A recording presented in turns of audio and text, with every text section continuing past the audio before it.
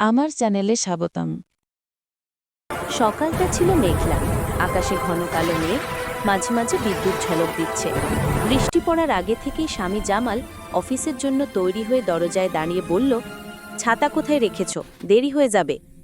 স্ত্রী রিনা ঘর থেকে মাথা বের করে হেসে বলল, তুমি তো সবসময় ছাতা হারিয়ে ফেলো, তাই আজ আমি রেখে দিয়েছি। জামাল বিরক্ত মুখে বলল, তাহলে আমি ভিজে যাব? রিনা একটু হেসে আলমারি খুলে একটা ছোট ছাতা বের করল, তারপর বলল, এইটা আমাদের দুজনের জন্য, একসাথে গেলে কেউ ভিজবে না। দুজনেই এক ছাতার নিচে বেরিয়ে পড়ল। রাস্তার ধারে জমে থাকা পানিতে তাদের পায়ের ছাপ পড়ছে, বাতাসে ভেসে আসছে বৃষ্টির গন্ধ।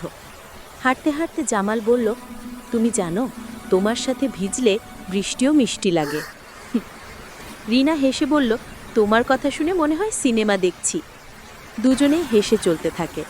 ছাতার নিচে জমে থাকা হাসি, ভালোবাসা আর বৃষ্টির সুর যেন এক সুন্দর সকালের গল্প।